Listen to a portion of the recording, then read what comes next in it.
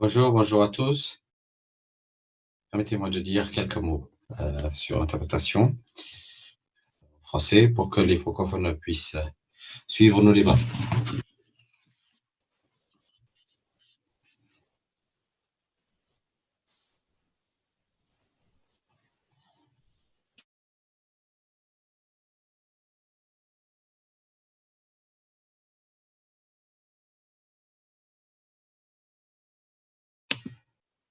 Je suis David McCallum. C'est un honneur pour moi d'animer cette série de webinaires sur la résilience de l'Internet africaine. Pardon. Bonjour à tous, bonjour aux présentateurs, aux participants, et j'aimerais vous remercier tous d'avoir choisi d'être parmi nous pendant ces 90 minutes. Cette réunion est diffusée par Zoom, mais vous pouvez le suivre sur Facebook et autres plateformes. Donc, cette série va se concentrer sur la mesure de la résilience de l'Internet africaine, qui est organisée par la Commission de l'Union africaine, Internet Society et l'Union des télécommunications africaines, l'Association pour les communications progressives et la Fondation Mozilla. Nous,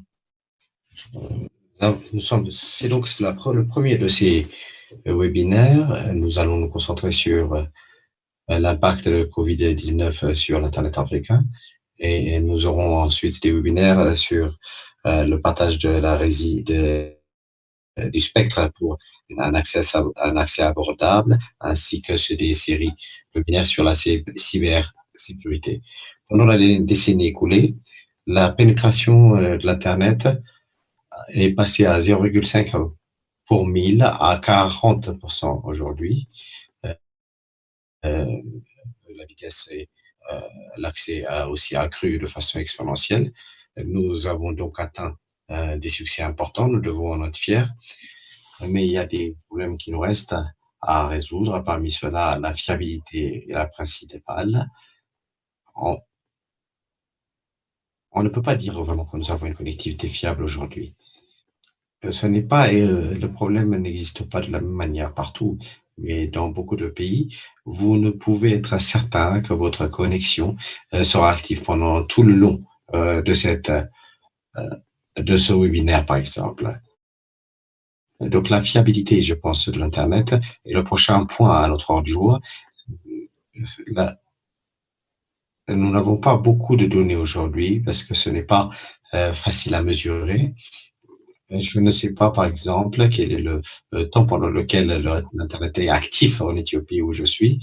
Je sais simplement qu'il y a une bonne chance que l'Internet ne soit pas actif pendant l'heure et demie où nous allons partager ce webinaire. C'est pourquoi, par exemple, j'ai une connexion, deuxième connexion de secours. Donc, nous devons mesurer la portée de ce problème. C'est là où nous pourrons réfléchir à des solutions. Il y a aussi des leçons à apprendre de ceux qui sont les plus fiables en termes de fournisseurs de services. Et en travaillant sur ces questions d'Internet africain, je suis heureux que les partenaires nous aient donné l'aval, que nous nous concentrions sur cette question importante. Ce webinaire s'organise comme suit. Après les remarques liminaires de M.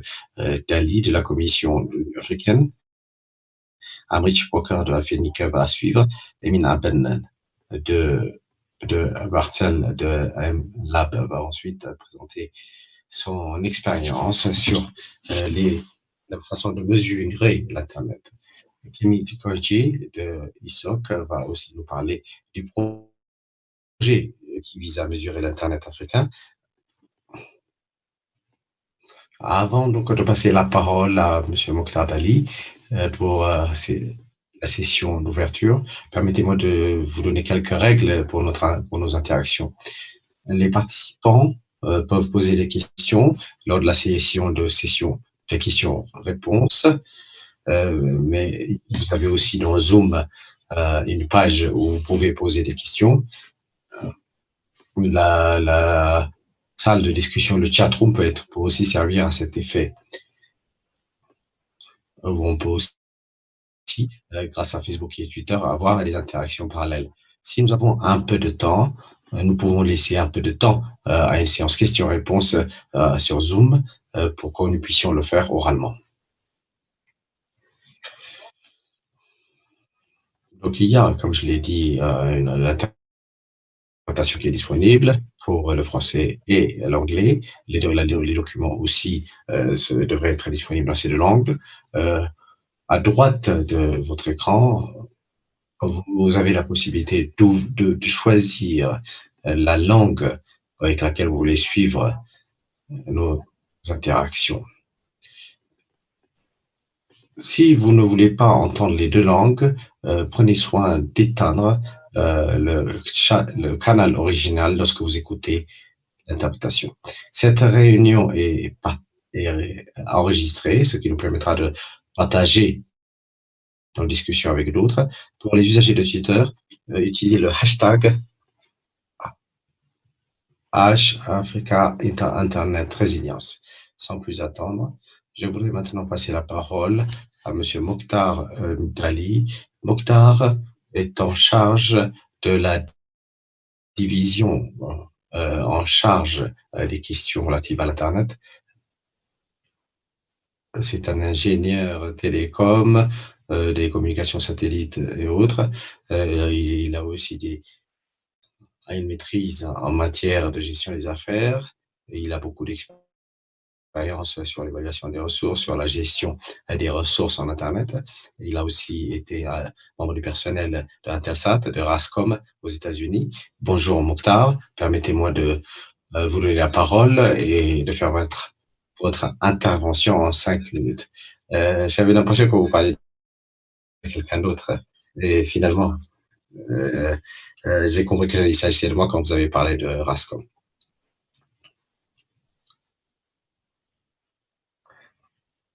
Merci pour cette présentation de webinaire et j'aimerais aussi rejoindre à vous pour saluer les partenaires qui nous ont permis d'organiser cette série de webinaires. Comme vous l'avez dit, c'est le premier d'une longue série. Je ne vais pas dire leur nom parce que nous n'avons pas beaucoup de temps, mais permettez-moi de les remercier. Vous remerciez vous qui avez permis que cela puisse se faire. Merci aussi à tous les techniciens qui nous accompagnent. Ceux qui êtes basés ici en Éthiopie savez que nous faisons face à une difficulté où la connexion Internet n'est pas exactement partout. Il y a des restrictions. Euh,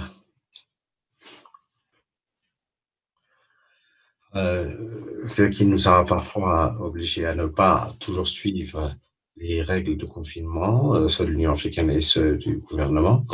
Mais nous devons suivre les évolutions de l'Internet et continuer les discussions en ligne avec nos partenaires, tout spécialement pour discuter des questions de résilience auxquelles les opérateurs contribuent aussi, et les questions d'accès, de spectre, de partage de spectre. Aujourd'hui, nous attaquons les aspects de mesure. Nous ne mesurons pas juste pour mesurer, nous voulons exactement savoir ce qui se passe, comment l'Internet africain répond aux besoins d'aujourd'hui d'Internet, besoins des Africains pour leurs besoins quotidiens, que ce soit pour faire leur travail, pour rester connectés avec leurs proches, pour des besoins d'éducation en ces temps difficiles. Donc, nous attendons les contributions de nos parties prenantes, AFENIC, AFLAB et autres, et nos collègues d'ISOC de même. Mais en même temps, nous aimerions voir survenir des recommandations qui nous permettraient de réfléchir du point de vue de l'Union africaine, de ce que nous pouvons recommander à faire à nos opérateurs, aux acteurs. Qu'est-ce que nous pouvons faire non seulement pour répondre aux défis du Covid actuel et de la crise qui en découle, mais aussi pour faire en sorte que l'Internet soit propice à la vie et au travail quotidien des Africains. Merci. Avec ces quelques mots, permettez-moi de passer la parole à Emma Halik, qui me suit. Merci Mokhtar. Merci aussi de votre soutien. Votre soutien a été essentiel pour qu'on puisse tenir ces webinaires. Permettez-moi maintenant de passer la parole à Amrish Coker, qui va aborder l'expérience d'Afrinique dans la mesure de l'Internet. Amrish est un chargé de recherche à Amric qui est en charge tout spécialement dans l'analyse des données sur les questions de routage, de sécurité de l'Internet, mesure de l'Internet mais aussi fourniture de données et leur qualité de données, avec un accent particulier qui est mis sur les réseaux africains. Avant d'être chercheur à Afrique, il était chercheur à ST. Amrich, vous avez 15 minutes pour votre présentation. Bonjour à tous. Aujourd'hui, je vais parler des travaux que nous avons faits en matière de mesure de l'Internet à Afrique et comment cela s'intègre dans la question de la résilience de l'Internet, dont l'ISOC a fait un sujet central. Que voulons-nous mesurer? Vous avez certainement entendu parler de ce proverbe, ce qui dit que si vous ne pouvez mesurer quelque chose, vous ne pouvez l'améliorer. Donc, nous voulons mesurer plusieurs aspects de l'Internet, que ce soit l'accès ou les délais d'accès. Donc là, ici, on parle de qualité de service des services auxquels vous avez contracté, vous vous êtes abonné, mais aussi d'autres aspects plus techniques ou moins techniques, tels que l'abordabilité, l'accessibilité qui peuvent être mesurés. Donc cela dépend où vous vous trouvez sur la chaîne d'approvisionnement de la filière à l'Internet. Vous pouvez être plus intéressé par les questions techniques que par les questions politiques. Mais si vous êtes un consommateur ou si vous êtes un activiste, par exemple sur les droits d'accès à l'Internet, vous pouvez peut-être vous pencher plus sur les questions plus politiques. Donc, Afrinique, que faisons-nous? Nous faisons des mesures et nous fournissons des statistiques à nos membres, qui sont les opérateurs des réseaux, avec les fournisseurs de services de l'Internet, mais aussi des universités, etc. Donc, nous leur mettons à disposition les statistiques en matière d'enregistrement ou d'abonnement, la routabilité ou le statut des ressources. Dans la communauté de l'Afrique, nous avons d'autres parties prenantes, telles que les autorités de régulation. Que se passe-t-il, par exemple, dans mon pays? Est-ce que les fournisseurs de services mettent à disposition les services ou est-ce qu'il y a des frais supplémentaires qui sont engagés? Et il y a aussi d'autres acteurs tels que la communauté qui aimeraient comprendre où en est l'Internet en général, quels sont les impacts d'autres questions telles que, par exemple, des coupures d'électricité. À Afrinique, nous avons deux programmes. Le premier, c'est le programme appelé Programme de mesure de l'Internet africain, AIM. Nous avons un ambassadeur, Atlas RIP. C'est une plateforme de mesure où nous cherchons des hôtes qui nous permet de mettre en place un système de mesure en Afrique et qui nous permet de mesurer. Lorsque plus nous avons des hôtes, plus nous couvrons des zones géographiques. Nous avons aussi des portails où nous mettons en vision nos statistiques euh, à IRRS, qui sont les statistiques d'Afrinix, qui compilent tout ce que nous faisons au niveau d'Afrinix. Nous avons aussi des groupes de travaux pour conduire ces mesures, ces collectes de données, où nous tenons des ateliers, des webinaires sur les recherches, des hackathons, et et parfois, ces ateliers se concentrent sur un point précis sur lequel nous avons conduit une recherche. Nous faisons aussi nos propres études, nos propres mesures. Dans le passé, nous avons mesuré par exemple la latence lorsque le contenu est local. Nous cherchons à savoir comment se passe l'hébergement de ce contenu. Nous essayons aussi de mesurer les systèmes d'hébergement de contenu. Euh, Nous avons ensuite des publications en matière de sécurité. Une conférence en la matière Africom va se tenir en décembre en ligne. Nous essayons d'avoir des papiers de recherche soumis pour cette conférence, des papiers de recherche qui traitent de ces questions de sécurité.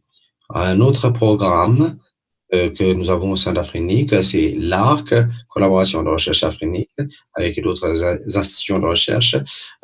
Vous avez par exemple ICT Africa, qui est un groupe de réflexion sur les questions de politique. Euh, Nous avons par exemple travaillé avec eux sur l'aspect usage de l'Internet et hébergement de contenu, en mettant l'accent sur les questions des politiques qui sont mises en place, avec une approche qui vise à sensibiliser les autorités de tutelle et de réglementation. Et une autre organisation à citer, c'est le RIP-NCC, qui travaille sur la mesure de l'Internet. ISOC, aujourd'hui, nous travaillons sur la mesure de la résilience de l'Internet. D'autres partenaires du monde universitaire sont à citer ici,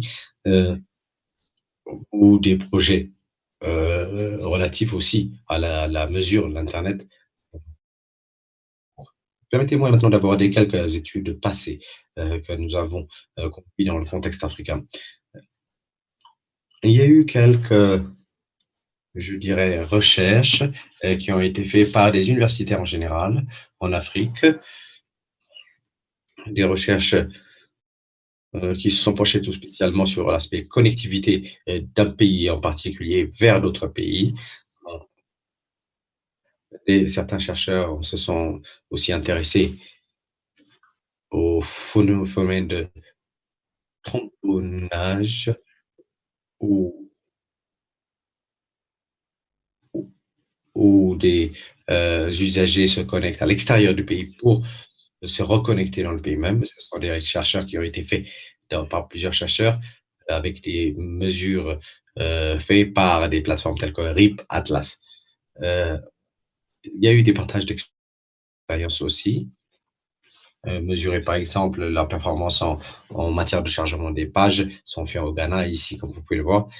La performance de la connectivité des réseaux mobiles et fixes en Afrique du Sud est aussi une recherche à citer, mais la plupart des chercheurs se concentrent plutôt sur la performance de la connectivité en des portables. À Afrinic, nous sommes penchés non seulement sur la connectivité régionale, mais aussi sur les aspects de latence de l'Internet entre pays ou dans les pays. On peut, selon le point de vue d'Afrique, diviser l'Afrique en groupes de pays et il y a des particularités euh, selon ces pays. Par exemple, Madagascar a en matière de l'Internet est plus proche de l'Afrique du Nord, euh, alors qu'elle est beaucoup plus proche géographiquement de l'Afrique australe. Donc, ce sont les mises en relation euh, qui nous donnent ces informations-là, ces informations ou le peering, ce sont des informations qui nous montrent quelle est la résilience de l'Internet dans un pays.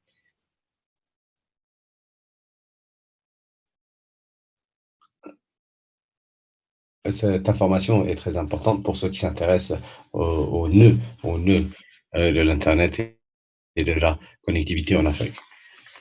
Nous avons aussi conduit une étude sur l'hébergement du contenu et un site web, appelé News nous a aidés pour cela. Nous nous sommes intéressés au contenu local, les contenus, plutôt d'actualité, des nouvelles, qui sont locales. Nous essayons de voir où ils sont hébergés et nous nous sommes rendus compte que la plupart du temps, ils sont hébergés à l'extérieur du continent. Donc, et cela a un impact en matière d'expérience, des usagers, et c'est tout spécialement vrai,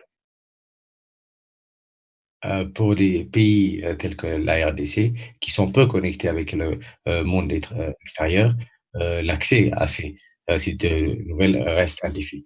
Ensuite, fourniture des données en Afrique, c'est une, recherche que nous avons conduite aussi, en nous penchant tout spécialement au cache Google, et voir quelle est la latence, selon les pays africains pour accéder à ces caches Google.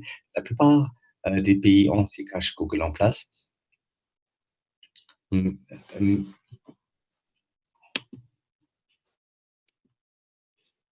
mais lorsque les caches ne sont pas présents, tout le monde ne bénéficie pas, heu, de cette expérience. Certains pays ont, à disposition ces infrastructures beaucoup plus facilement que d'autres.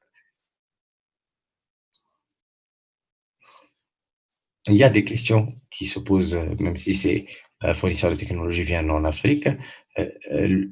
L'utilisation, le prix, d'accès, par exemple, au débit, ou la qualité de l'infrastructure, peut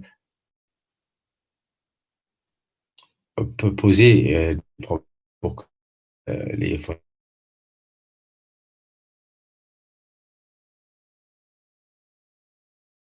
à l'internet, en Afrique, c'est une recherche conduite en 2019 et nous nous sommes, posé la question sur la sensibilisation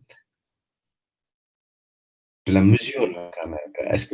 Heu, est-ce que c'est quelque chose qui est fait, de façon, régulière par les opérateurs ou par les fournisseurs d'accès? Est-ce pour voir si, les, utilisateurs ont toujours une bonne qualité de service à leur disposition. Nous nous sommes rendus compte qu'il y a un manque d'intérêt, de connaissance, des plateformes de mesure. Si je dirais, que moins de 10 des acteurs conduisent, des, mesures de l'internet et cela, nous amène à réfléchir à des efforts, à faire en termes de sensibilisation, en termes aussi de pédagogie. Quels sont les projets en cours aujourd'hui? Nous sommes aujourd'hui en train de travailler, sur le tableau de bord pays, ce que nous appelons le tableau pays. Tableau de bord pays, les données nous viendront du projet Résilience Internet de l'ISOC, qui nous permettra d'alimenter ce tableau de bord. Nous voulons avoir ici une sorte de rapport pays, euh, qui permettrait par exemple aux autorités de réglementation de voir où ils en sont, par rapport à leurs voisins, par rapport à la connectivité internationale. Essayer aussi d'identifier les coulées d'étranglement au niveau régional ou au niveau géographique. S'il y a par exemple un seul fournisseur de services dans un pays, je peux prendre l'exemple d'Ethiopie Astega, il y a un potentiel ici de coulée d'étranglement. On pourrait alors conseiller au gouvernement, aux autorités publiques, pour une meilleure résilience d'internet, de faire en sorte, qu'il y ait plus de un, fournisseur de services internet. Prochaine diapositive. De projets en matière de DNS, c'est la conformité, qui nous intéresse ici aux bonnes pratiques DNS. Nous nous intéressons ici, sur le fait que si, ceux qui sont en charge des serveurs de nom, utilisent les bonnes pratiques et s'ils sont, en conforme à la norme INS, ouais, en fin de compte, nous voulons informer les membres de la FRENIC, mais aussi les opérateurs de serveurs de nom des recommandations que nous leur faisons pour une meilleure résilience de ces services d'attribution de serveurs de nom. Pour conclure, quelques défis et opportunités que nous voyons. En matière d'infrastructure, en, en matière de mesure de cette infrastructure, je pense que la couverture est encore faible. Aujourd'hui, l'Afrique utilise toujours beaucoup plus les réseaux portables et les plateformes, elles, s'intéressent beaucoup plus aux réseaux physiques. Et ça peut être pas un problème pour mesurer la vraie connectivité. Ensuite, la durabilité de la mesure pose des questions de financement. Nous, nous devons pour cela avoir des financements non seulement internes, mais aussi dans la région ayant des problèmes d'interférence. Il y a parfois des coupures. David nous en parlera peut-être plus tard. Et il y a aussi un manque d'intérêt qui doit nous amener à faire un peu plus de pédagogie. Quelles sont les opportunités? Et nous avons de plus en plus d'intérêt qui est suscité par la mesure de l'Internet, par les organisations internationales telles que l'UIT. Les autorités de réglementation sont aussi intéressées par l'approche afrinique. On a des demandes de leur part de plus en plus. Et un projet tel que le projet Résilience Internet africain, certainement apportera un bénéfice supplémentaire. Quel est l'avenir? L'Afrique a des particularités, ce qui en fait un endroit différent d'ailleurs. Et nous devons nous concentrer, par exemple, en Afrique, beaucoup plus sur la mesure de l'Internet portable, mobile. Et nous devons aussi tirer parti de ce qui existe déjà comme infrastructure pour pour mesurer l'Internet malgré ses particularités africaines. Je pense que c'est ma dernière diapositive et je vous remercie. Merci de m'avoir accordé votre attention. Merci Amrich pour cette très belle présentation.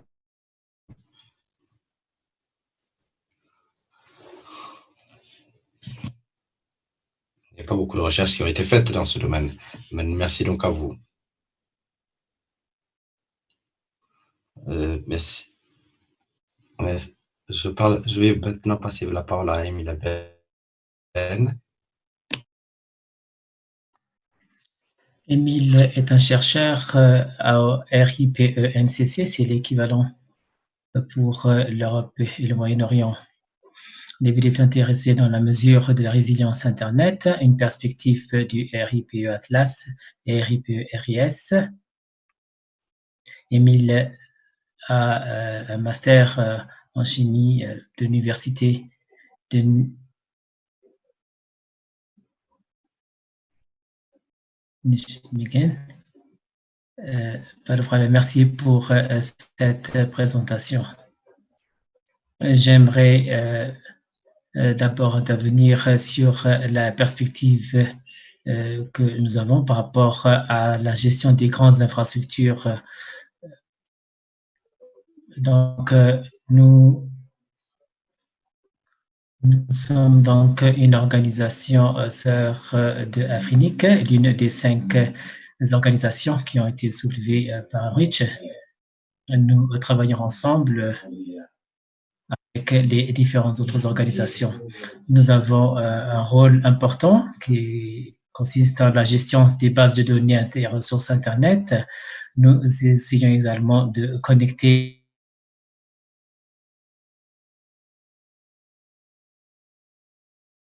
neutres. Nous avons donc des grandes infrastructures à la prochaine diapositive. Il s'agit ici donc d'un résumé que ça a déjà été présenté par Rich. On l'appelle RIP Atlas. À gauche, vous voyez dans un petit outil, ça a été mentionné dans sa présentation.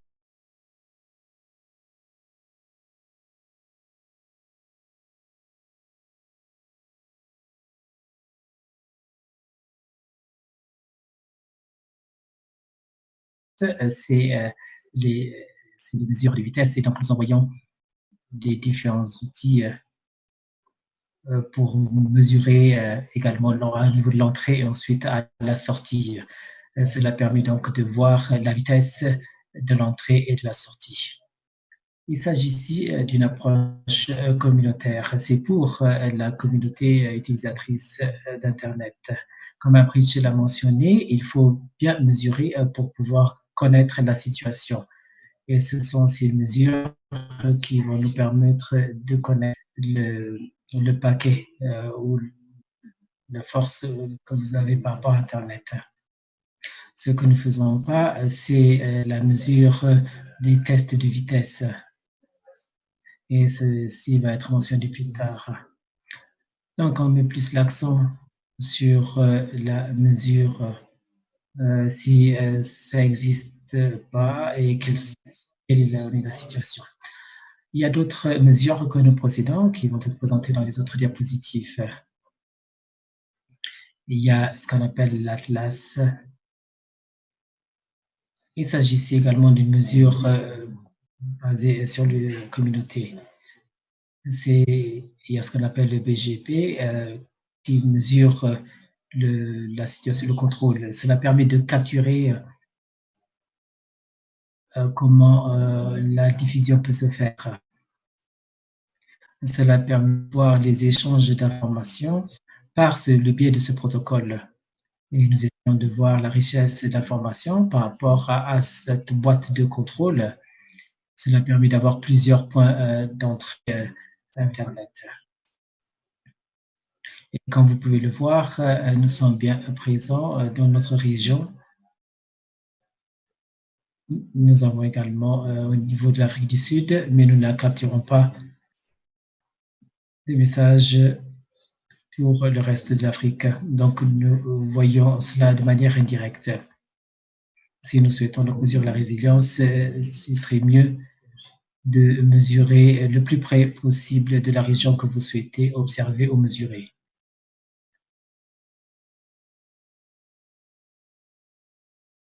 Je vais donner quelques exemples en ce qui concerne la mesure de la résilience Internet par rapport aux différentes infrastructures. Pour RIP Atlas, ce que vous voyez à gauche,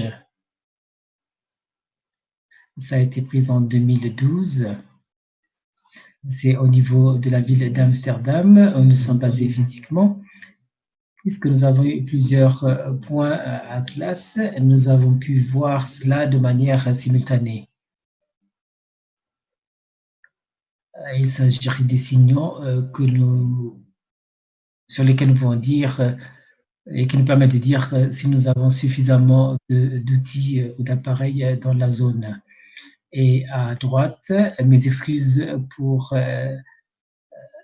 la confusion de ce diagramme parce que c'est à l'envers. Vous voyez donc des points d'échange Internet au niveau d'Amsterdam, l'un des plus larges dans le monde. Et la question que nous sommes posées, il y a des dégâts créés par Internet, c'est-à-dire s'il y a un point d'entrée important et qui échoue, ce qui se passe au trafic, et c'est ce qui a été observé par les différents opérateurs. Cela a été très important de voir qu'il y avait beaucoup de dégâts par rapport à l'échec de ce grand prestataire.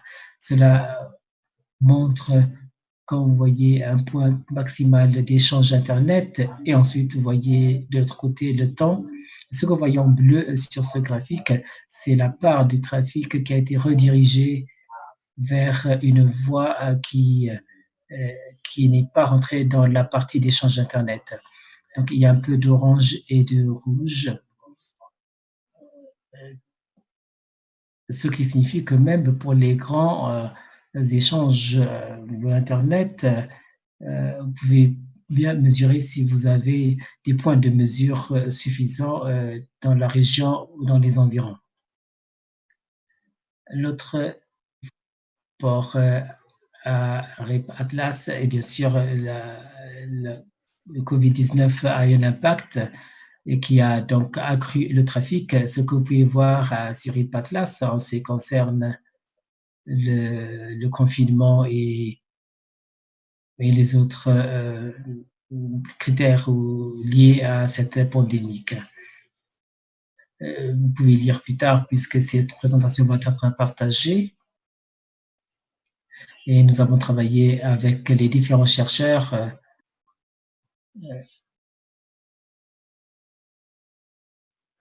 qui ont pu recevoir ou voir les signaux par rapport à la moyenne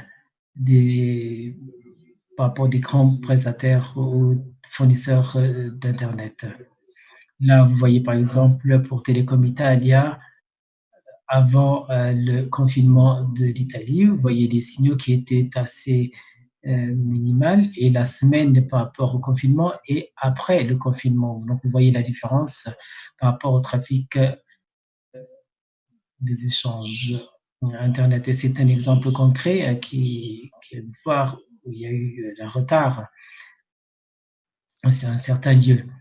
Mais ce que nous avons observé surtout, c'est qu'il y avait beaucoup plus d'utilisation d'Internet et qu'Internet était à la hauteur de la charge.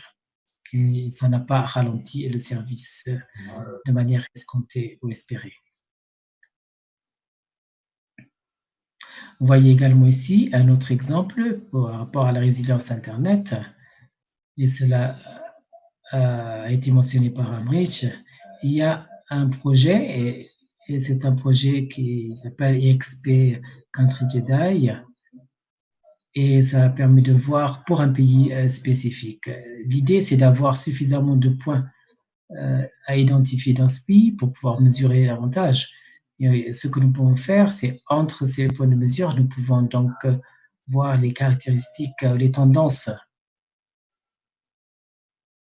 entre deux points d'échange et qui ne passent pas par IXP. C'est un signe de résilience et cela ne va pas au-delà du pays également. J'ai également ici une carte de la France. C'est pour certains points en France, le trafic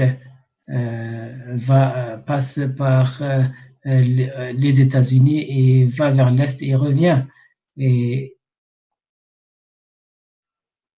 donc, on peut dire que cela est une bonne et une mauvaise chose en même temps.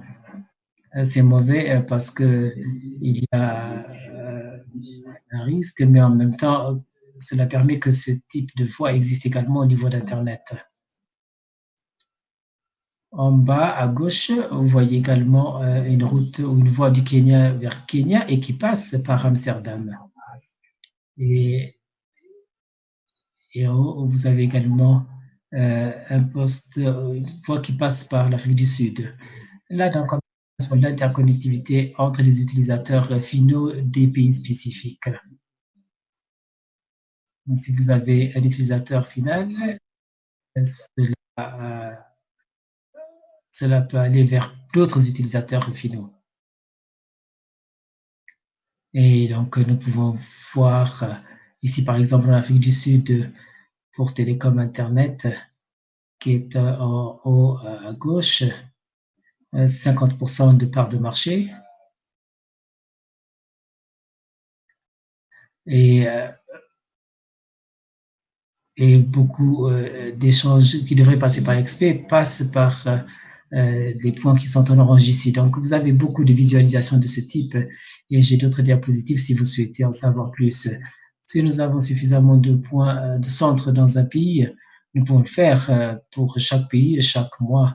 Et si nous n'avons pas suffisamment de centres, j'aimerais inviter les gens de nous aider à avoir cela dans les pays où nous n'en avons pas, parce que cela permet d'avoir une meilleure transparence et de voir la connectivité d'un point à un autre et vérifier la résilience.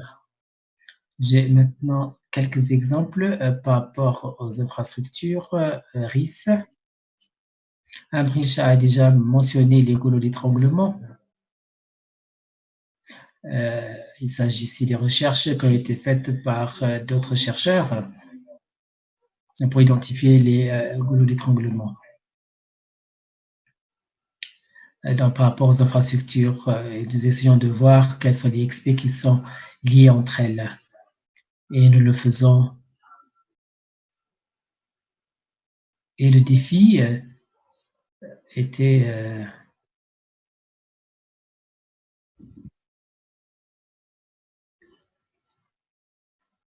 il s'agit ici d'une zone qui est contestée entre l'Ukraine et la Russie.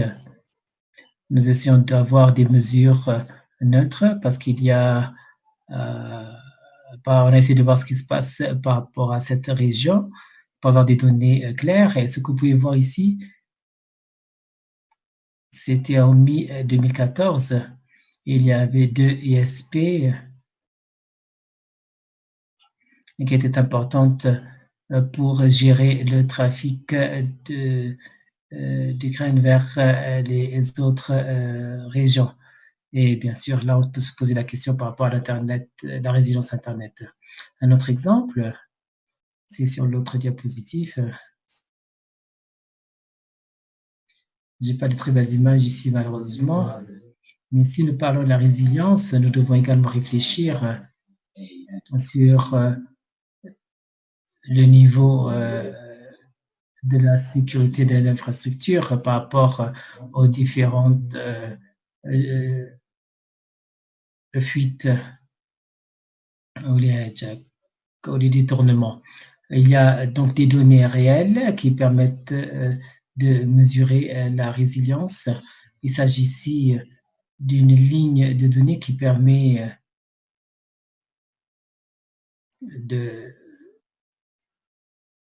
d'avoir un outil qui permet d'atténuer les différentes attaques. Il y a différents logiciels, il y a deux, Artemis et BGP Alter, qui permettent de lutter, de mesurer la réactivité par rapport à une attaque cyber. L'autre exemple, c'est sur notre diapositive. Encore, c'est par rapport au Covid-19, de la perspective la pandémie du Covid a été également un test pour la résilience d'Internet. Est-ce que Internet a été capable d'opérer dans cette situation? Et ce que nous sommes posés comme question, est-ce qu'il y a des caractéristiques par rapport au changement de configuration des réseaux? Est-ce que c'est différent avant, pendant et après, s'il n'y a jamais d'après Covid-19?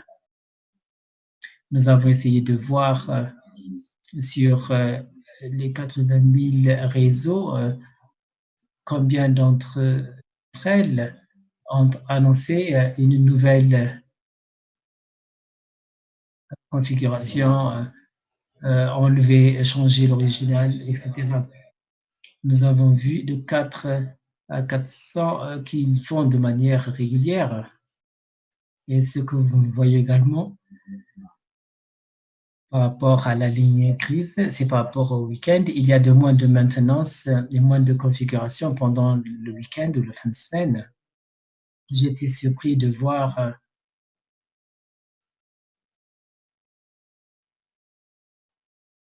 qu'il n'y avait pas un changement important ou significatif par rapport au Covid. Donc, les gens étaient capables, même de manière éloignée, à reconfigurer les réseaux.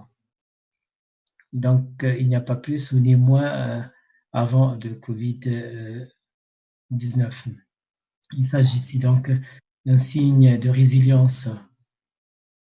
Il s'agit d'un phénomène global et nous pouvons également voir ce qui se passe en Afrique pour voir si c'est différent. Autre diapositive. Bien sûr, il y a des défis par rapport à ces mesures.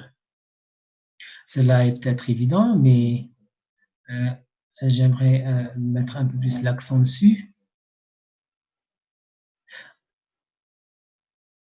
Donc, l'idée, en fait, c'est d'être beaucoup plus près de l'objet que vous souhaitez mesurer. Vous avez beaucoup plus l'avantage d'avoir des mesures beaucoup plus exactes.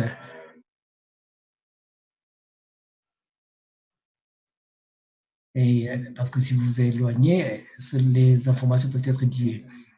L'autre idée, c'est d'être plus compréhensif au général, c'est-à-dire c'est d'avoir toutes les pièces du puzzle qui permettent d'avoir une couverture globale et d'être bien général. Ensuite, il faut être également représentatif, c'est-à-dire il faut essayer de voir si ce que vous mesurez est représentatif de ce que vous souhaitez mesurer. Très positif. En ce qui concerne les infrastructures, il est très difficile d'avoir des points qui sont prêts et qui sont toujours opérationnels.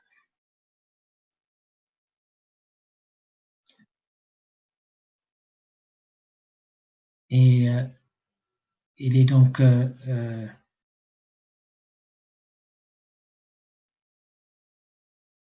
important d'avoir une amélioration du système et avoir des avantages. Il faut avoir des avantages pour des points d'amélioration, des points des centres hautes.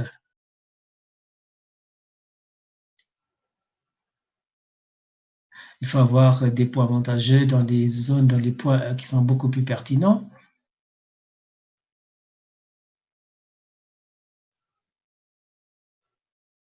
Et comment pouvons-nous avoir ces points dans les différents centres?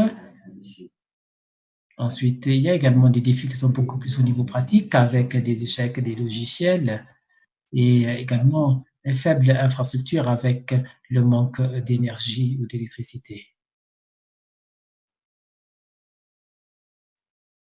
On peut avoir à Amsterdam, avoir le manque d'électricité, mais dans le contexte africain, cela est beaucoup plus important.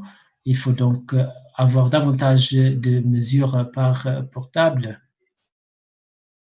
Il faut donc apprendre des leçons et donc essayer d'utiliser plus les portables qui permettent d'avoir des mesures beaucoup plus régulières.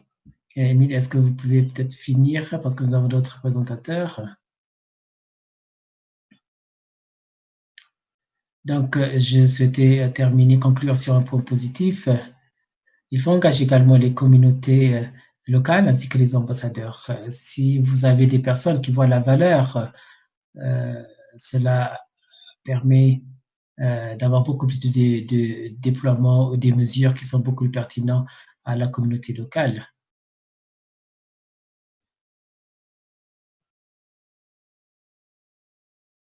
Pour les dernières années, notamment en Afrique, il y a eu beaucoup de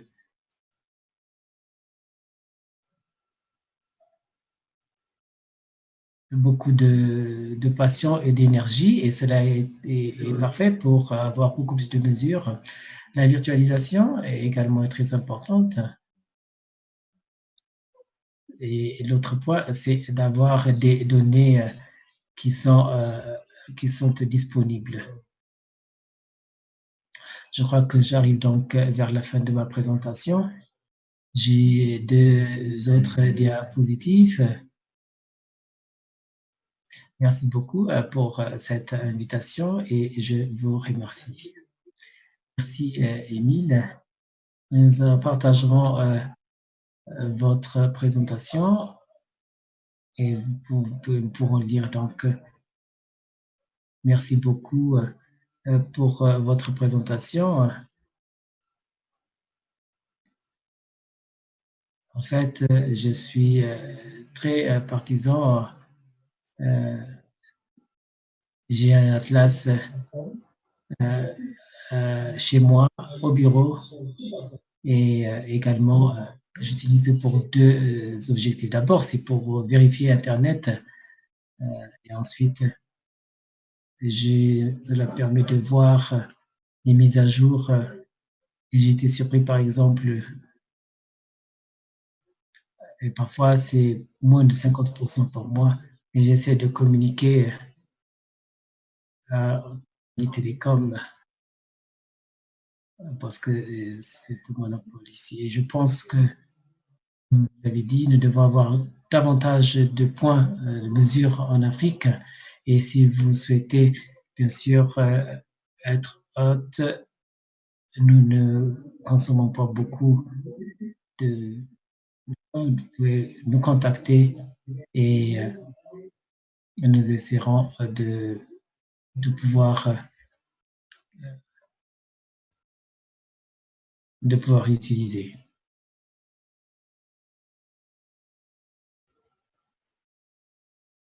Non, j'aimerais inviter, désolé pour la prononciation des noms, mais elle va nous présenter de l'expérience des mesures de lab. Lai est utilisatrice de ce laboratoire. Elle est artiste également.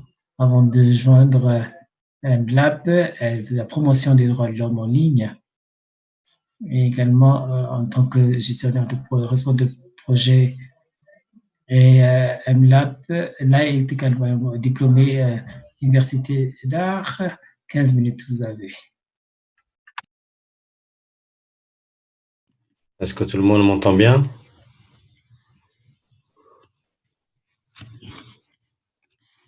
J'espère aujourd'hui pouvoir décrire ce que c'est que MLab et comment l'utiliser en tant que ressource pour la communauté, pour les décideurs politiques et pour les usagers. Notre mission est de mesurer l'Internet pour sauvegarder les données et mettre en sorte que ce soit accessible universellement, de façon universelle et utile. Comment mesurer l'Internet? Il y a plusieurs façons de le faire. Chez nous, nous essayons d'utiliser toutes les manières de le faire. Nous nous concentrons sur l'ouverture et la transparence. Pour cela, l'important, c'est d'avoir des données ouvertes et souligner notre projet cherche à mettre en place des façons de mesurer l'Internet de façon ouverte pour que tout le monde y ait accès, pour avoir accès aux données. Donc, notre manière de mesurer l'Internet est donc d'avoir des chiffres ouverts au public pour mesurer l'Internet. Donc, mesurer pourquoi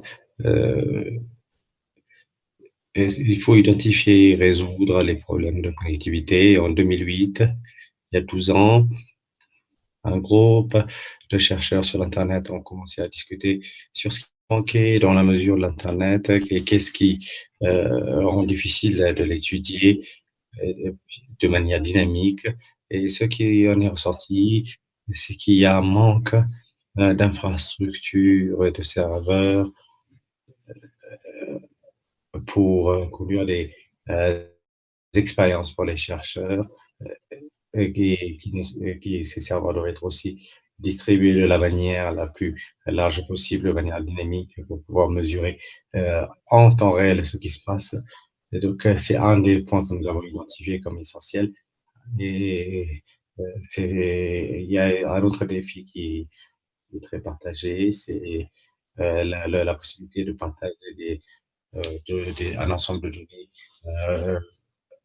importantes, partager ces données entre chercheurs, poser un défi à ce moment-là, c'est les deux ensembles de problèmes que MLab essaie de résoudre. Si nous faisons, nous avançons 12 ans plus tard, c'est-à-dire aujourd'hui, nous avons travaillé sur la plateforme, nous avons mis en place des données, travaillé aussi sur les tuyaux, les outils pour les communautés.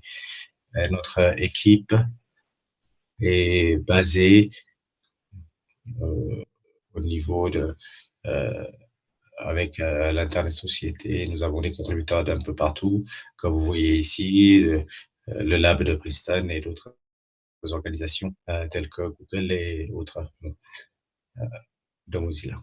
Comment mesurons-nous l'Internet? Les premières initiatives que nous avons conduites est de mettre en place des serveurs dans plusieurs localités, y compris en Afrique. Je pense qu'en Afrique, nous avons autour de 6 points où nous avons installé des serveurs.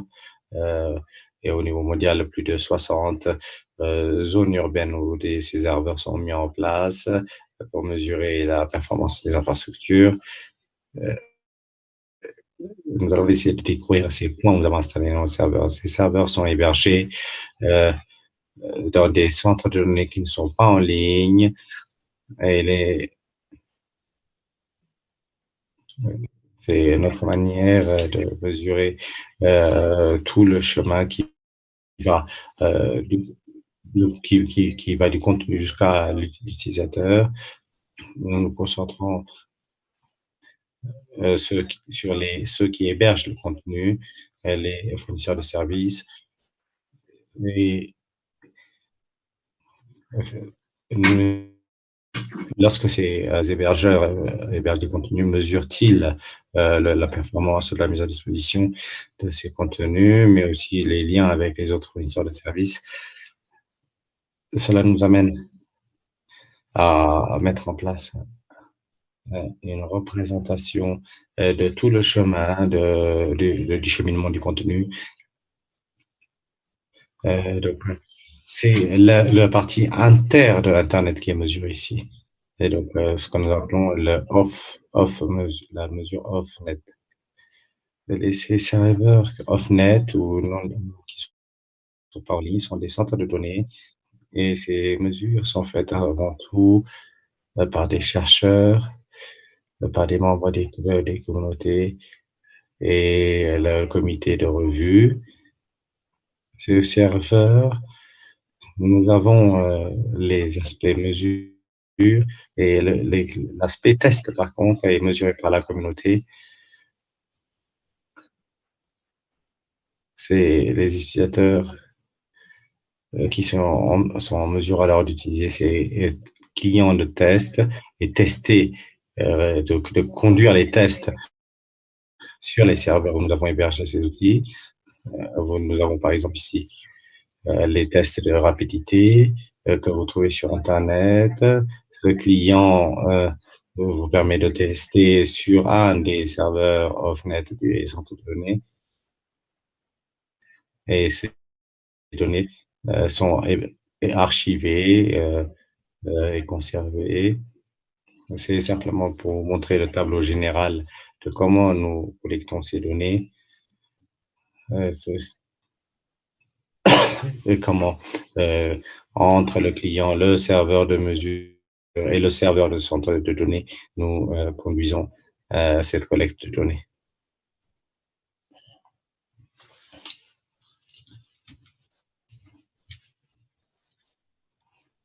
Donc, MLab Data, qu'est-ce que c'est?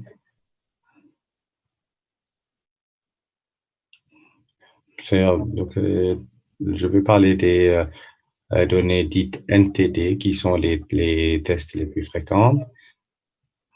La définition de NDT, qu'est-ce que c'est?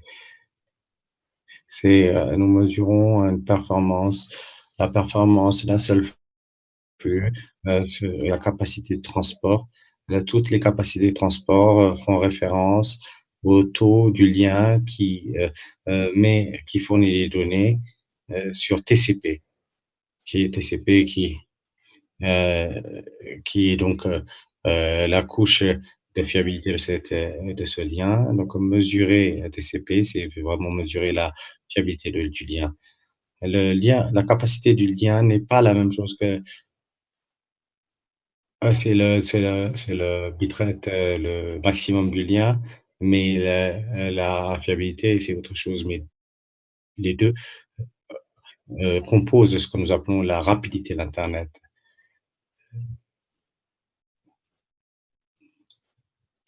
Donc, il y a plusieurs résultats que vous pouvez avoir quand vous mesurez la rapidité de l'Internet. Il faut comprendre qu'il y a les deux aspects, la fiabilité du lien et le bitrate maximum du lien. Le flux unique,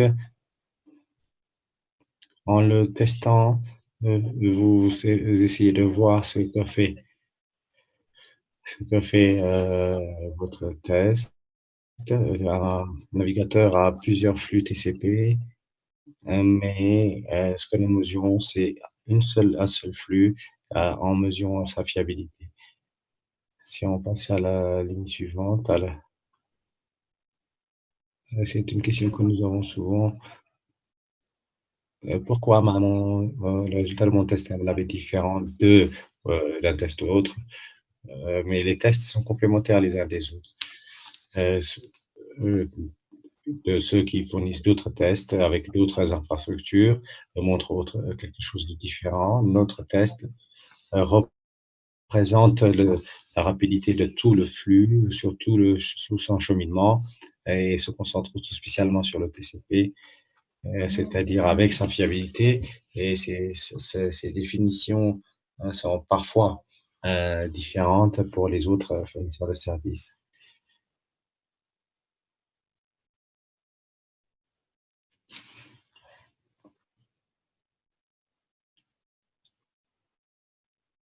Nous avons donc ici d'autres services de mesure que nous hébergeons, que vous pouvez trouver sur notre site web.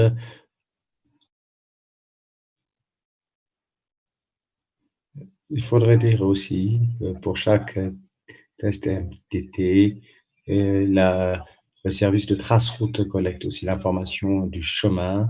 Chaque test, tel que celui de NDT ou le DH,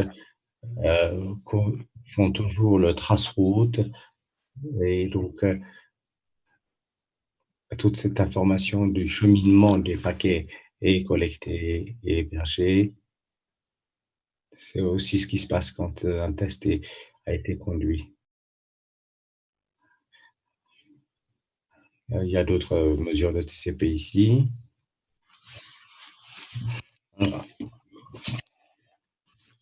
Donc, si on veut parler maintenant des nuances entre les nuances de NDT, les données NDT, qu'est-ce qui en fait des données de valeur? Tout test ne peut être utile que si à un moment donné, puisque c'est un test qui est conduit, à un moment donné, l'Internet est très changeant, et donc tant pis que nous avons l'information, et en agrégeant les données, vous pouvez ensuite dégager les tendances, et cette information n'a de valeur qu'en contraste ou en le comparant avec d'autres utilisateurs, d'autres régions ou dans la même région et dans un réseau similaire.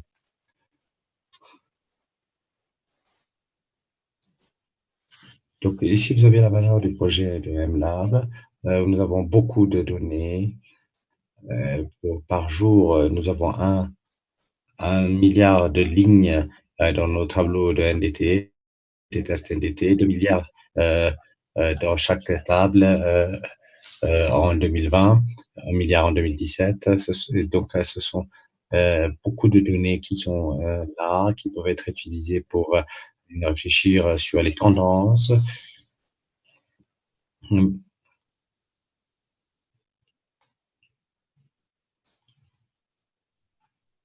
Ces données sont ouvertes, cela nous permet aussi les autorités de réglementation, les chercheurs, les utilisateurs, de se baser sur les mêmes chiffres dans leurs conversations pour décrire ce qui se passe sur le réseau, et les services de mesure eux-mêmes utilisent aussi l'open source, et les calculs donc sont ouvertement disponibles. Et les clients eux-mêmes permet aussi aux développeurs d'avoir leur propre point d'entrée.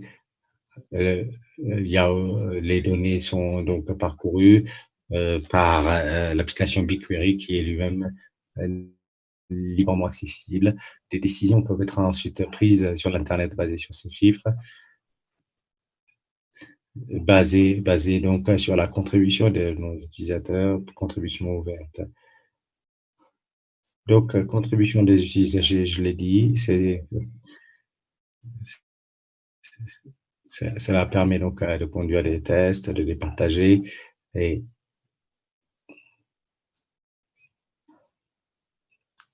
ensuite la protection de la vie privée, notre politique de la protection de la vie privée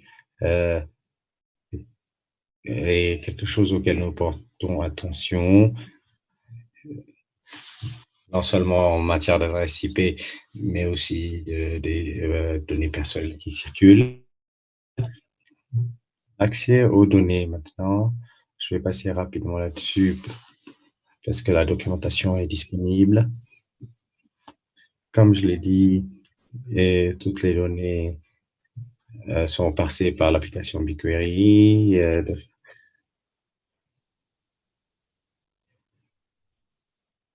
Nous avons cette infrastructure donc pour accueillir ces expériences. Et là, le partage, lui, est aussi ouvert. Et donc, c'est librement accessible. Vous pouvez utiliser aussi des applications telles que RStudio, Tableau et autres qui s'intègrent bien avec BigQuery. Alors, BigQuery fait en sorte que ces données sont facilement consommables. Pour la visualisation, nous avons aussi des applications que vous avez ici.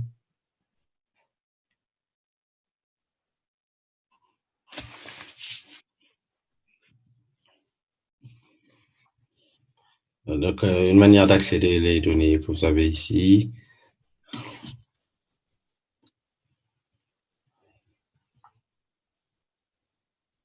Vous avez le tableau de bord, par exemple pour les États-Unis. Il y a aussi le tableau de bord pour le monde qui vous permettent de parcourir les données au cours du temps et faire des comparaisons. Nous avons par exemple des données relatives au Covid. Vous pouvez voir les changements de données pendant la pandémie. Et vous pouvez faire des requêtes par région ou par zone géographique. Il y a un ensemble d'informations que vous pouvez trouver sur ces diapositives que je mettrai à disposition. Il y a des manières aussi beaucoup plus simples pour collecter les données.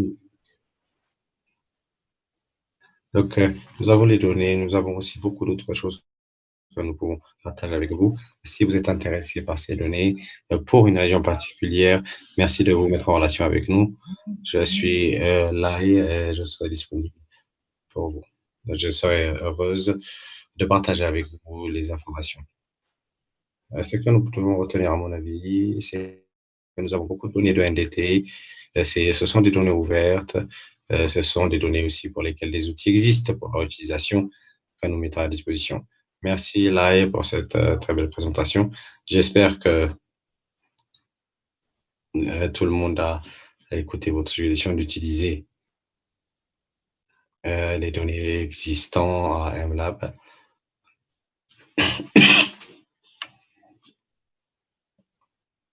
La plupart de ceux qui sont participants ici sont des chercheurs en Internet et je pense que c'est vous êtes dépositaire de beaucoup de données pour ces sujets. Nous avons maintenant Kevin Chege qui va nous parler du projet de la résilience interne de l'Internet africain. Avant qu'il ne vienne en 2012 à ISOC, il a travaillé en tant que directeur de développement directeur. Il a beaucoup travaillé aussi au Kenya, au Trust du Kenya pour l'Internet. Auparavant, il a travaillé au sein d'une organisation pour la formation, pour les services en matière d'Internet. Kevin a une licence sur les systèmes d'information de l'université USIU au Kenya et une maîtrise sur la sécurité informatique de l'université Kuria de la Suède. Kevin, je vous remercie. Vous avez 12 minutes. Merci. Si vous pouvez même utiliser mon temps, ce serait intéressant. Kevin. Après, Kevin, si vous pouvez répondre aux questions.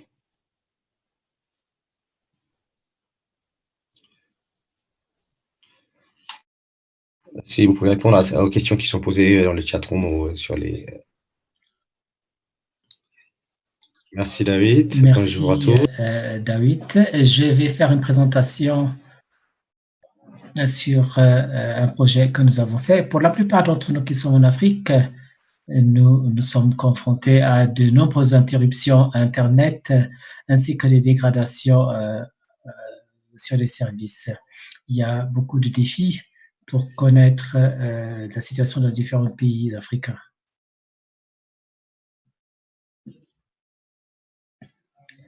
Avec Afrinic, nous avons eu des discussions et nous pensons qu'une solution qui permet de voir, c'est d'avoir des mesures soutenues, c'est d'identifier les zones de problème, identifier les infrastructures clés, les différentes politiques de travail, des réglementations. Et nous avons appelé, donc j'utilisais cette terminologie résilience d'Internet comme étant la capacité d'un réseau à maintenir un niveau de service acceptable à tout moment donné.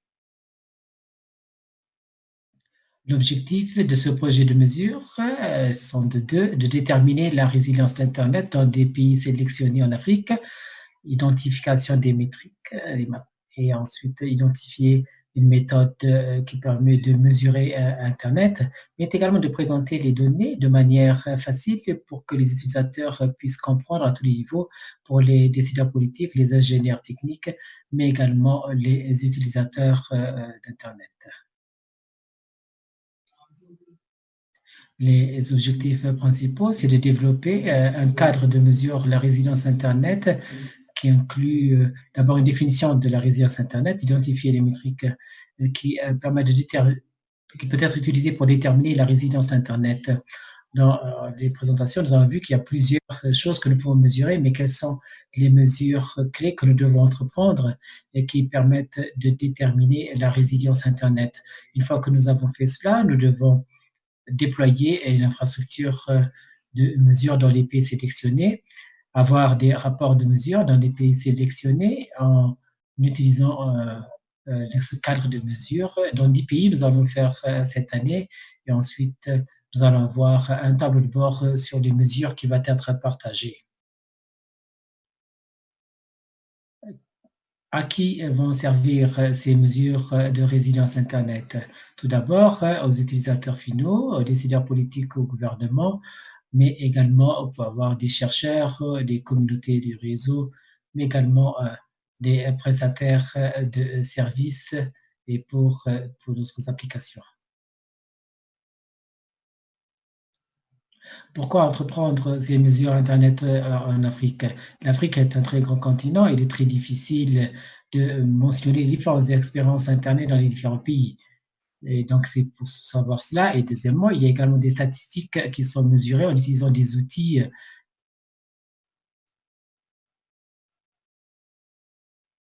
Oui, il y a des statistiques et des chiffres, mais quelles sont les choses représentées sur le terrain? Et qu'est-ce qu'il en est également des pays qui n'ont pas des infrastructures adéquates? Quel est l'impact également des coupures d'électricité, des sabotages, et également de services d'électricité qui sont faibles? Quelles sont les politiques qui sont avantageuses? Et également, quel est l'impact positif pour améliorer la résilience d'Internet? Nous avons identifié plusieurs sources de données et des tableaux de bord pour les mesures. Nous avons combiné ces différentes ressources pour avoir un outil de ce type avec des données qualitatives qui permet d'apprécier les différents prestataires et nous avons combiné pour voir ce qui a lieu d'être dans les pays. Quels sont les avantages? Nous espérons, avec ces mesures Internet, nous espérons fournir une croissance et des améliorations pour le développement d'Internet, ou également avoir de meilleures infrastructures pour l'XP et avoir une meilleure information, base de données de qualité par rapport à la connectivité Internet dans les différents pays. Également donner une description ou des idées pour les politiques qui contribuent à avoir une meilleure connectivité Internet. Il s'agit ici du calendrier jusqu'à présent et nous espérons finir au mois prochain, août 2020, le document 4, ensuite en septembre 2020, le déploiement des infrastructures, ces mesures, en octobre 2020, donc de mesurer campagne, novembre et décembre pour les mesures de la visualisation de ce tableau de bord.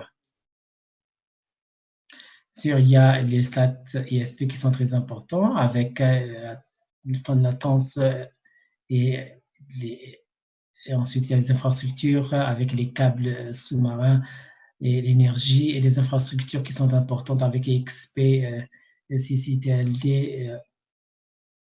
Il faut essayer de voir quels sont les types d'infrastructures qu'un pays dispose. À partir du tableau de bord, vous pouvez voir avec un accès facile à partir de ce tableau de bord. Et nous espérons terminer cela ou avoir des données avant la fin de l'année. Donc, j'ai été rapide pour voir. On n'a pas encore des mesures, donc je ne peux pas partager. Vous pouvez voir ces sites qui pourront vous fournir davantage d'informations. Frédéric, nous essayons également de voir les contributions de l'audience de ce webinaire. Et donc, il y a une enquête questionnaire que vous pouvez remplir. Et donc, avec un résumé de cette présentation pour essayer de voir quelles sont les réactions. Je m'arrêterai là et donc je peux répondre aux questions. À vous, David. Merci, Kevin. Il s'agit ici d'un nouveau projet et nous avons besoin de vous tous dans les différents pays. Et si vous êtes intéressé à participer à d'autres webinaires, vous pouvez également me faire savoir. Maintenant, nous allons peut-être passer vers les questions-réponses. Vous pouvez continuer à poser vos questions dans la boîte. Il y a certaines questions qui ont été sélectionnées et que je vais mettre et je vais appeler les présentateurs pour répondre. Je ne sais pas à qui ces questions sont posées. La première question, c'est de Steve Song. Vous pouvez lire toute la question. À la fin, il dit, est-ce que pour développer avec les portables pour mesurer Internet? Qui souhaite répondre à cette question? Je peux essayer de répondre à cette question. Oui. Non, malheureusement, nous n'avons pas vu des efforts spécifiques pour essayer de mesurer l'Internet en Afrique avec une plateforme spécifique, par exemple, pour capturer, par exemple, un broadband portable. Bien sûr, il y a des outils qui peuvent être utilisés et qui sont au niveau des entreprises privées. Et vous pouvez utiliser des outils pour mesurer, pour voir les 3G ou les 4G. Et donc, à ma connaissance, il n'y a pas une plateforme précise ou spécifique pour mesurer Internet sur le continent africain.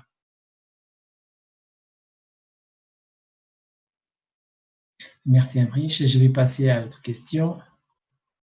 Puisque nous n'avons que 10 minutes. Donc, c'est une question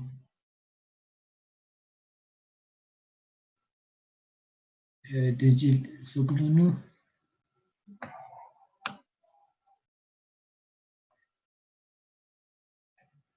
Au niveau, je pense que c'est Émilie, cette question a été posée. Est-ce qu'il y a des cadres régulatoires? Cela dépend. Je pense que chaque situation est unique et cela dépend vraiment de la situation locale. Et cela dépendra du besoin de l'Internet local, au niveau local. Donc, je suis plutôt une personne technique.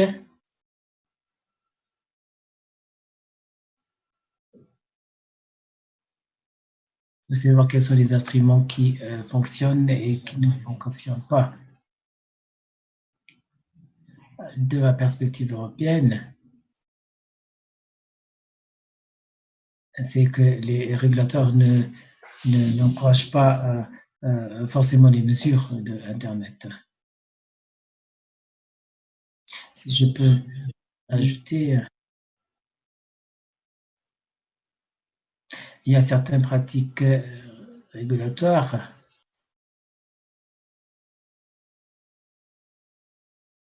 pour réglementer XP et cela ne marche pas toujours. Ce qui a été utile,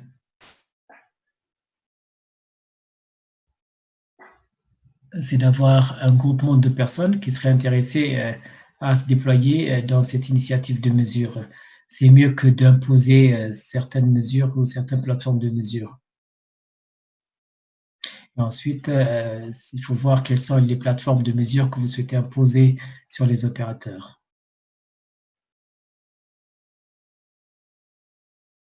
Peut-être avoir un régulateur qui permet de soutenir les pays, les parties qui souhaitent avoir des mesures. Donc, cela est mieux que de forcer. Je pense que c'est une meilleure approche. Merci, Émile. Merci. Je crois que c'est professeur Cachorda. Il n'y a pas des infrastructures de mesure pour mesurer le broadband mobile ou portable. Et donc, est-ce qu'il ne serait pas mieux d'avoir des outils spécifiques pour l'Afrique? Qui souhaite commenter là-dessus?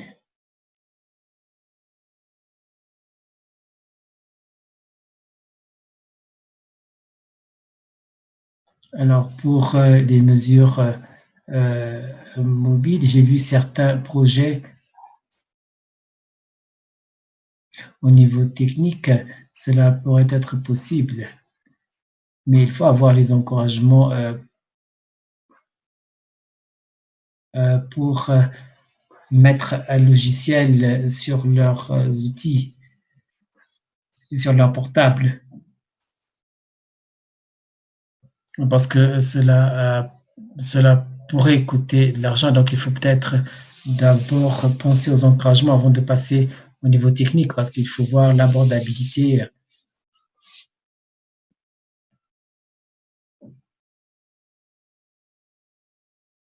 Je consens et je dirais que le paradigme est un peu différent. Par exemple, RIP Atlas est connecté dans certains parties en Afrique et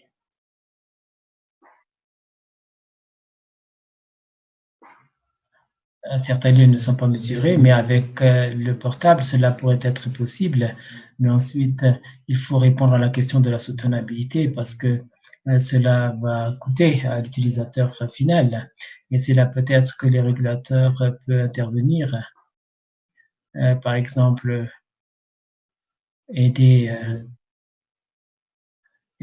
ou donner des crédits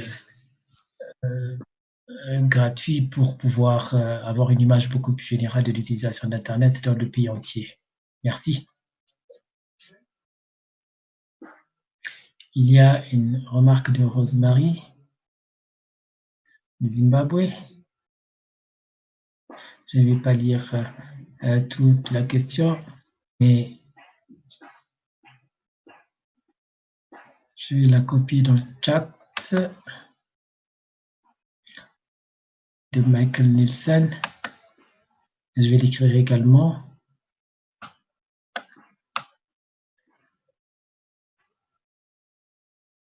Donc, comment on peut entrer en partenariat?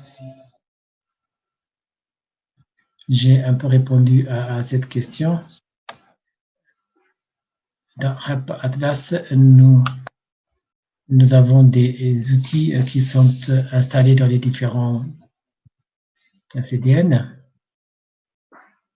Et le VGP serait également intéressant de discuter avec les CDN pour avoir leur point de vue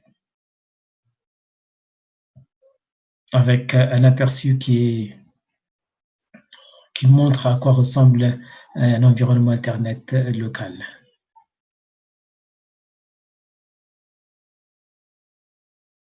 Amrish, vous souhaitez peut-être ajouter ou? Je pense qu'Emilie a répondu. L'autre question, c'est à Kevin. Quels sont les pays qui ont été identifiés, les pays africains qui ont été identifiés? Comment les données vont être collectées?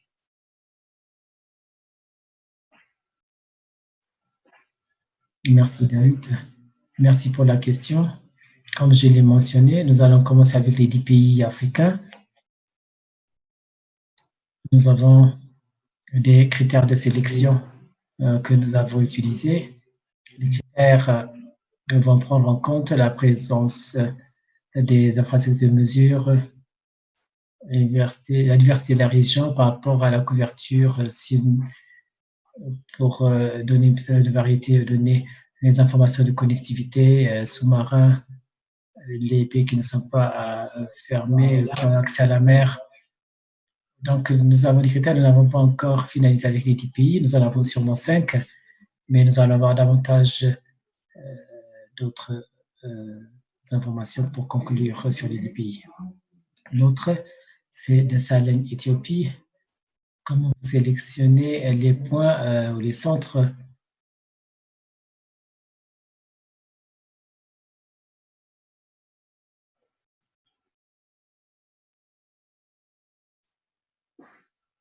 Rapidement, ce serait,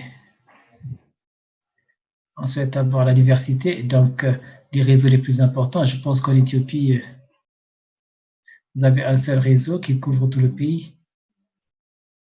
Donc, ce sera dans ce réseau, mais également la diversité géographique, pas seulement à partir de votre capitale, mais également voir à quoi ressemble l'Internet dans les différentes parties du pays. C'est ainsi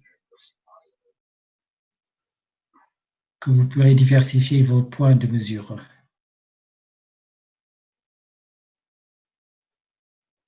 Je pense que celle-ci sera la dernière question. Ensuite, nous avons clore. SOC Bénin.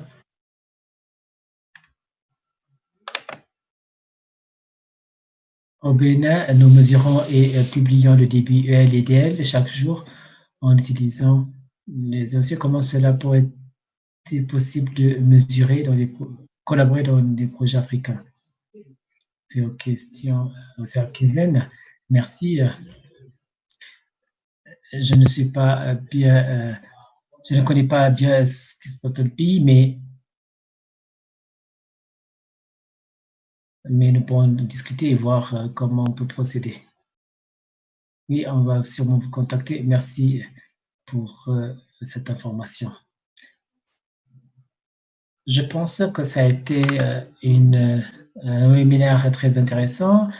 Personnellement, j'ai beaucoup appris. Merci à vous tous, aux présentateurs. Merci pour vos présentations qui sont très intéressantes et vos perspectives. Merci également aux 100 et quelques 15 personnes qui ont participé. Je ne m'attendais pas à tel nombre de participants, mais il y a beaucoup de participants. Merci beaucoup pour avoir participé. Merci beaucoup pour être resté pour les 90 minutes et également pour avoir répondu également. Je vais maintenant, je pense que nous n'avons pas le temps pour les remarques de conclusion. Donc, je crois que nous avons donné l'opportunité à chacun à répondre aux questions. Donc, nous allons passer directement à la clôture. Donc, il s'agit ici du 4e webinaire qui a mis l'accent sur les mesures. Le prochain webinaire sera, on va mettre l'accent sur les solutions d'accès pour les communautés qui ne sont pas en survie, et nous serons heureux de vous voir tous à ce webinaire. Et n'hésitez pas à partager également l'information à d'autres. Ainsi, je vais vous remercier et vous souhaiter une agréable journée et à bientôt. Au revoir.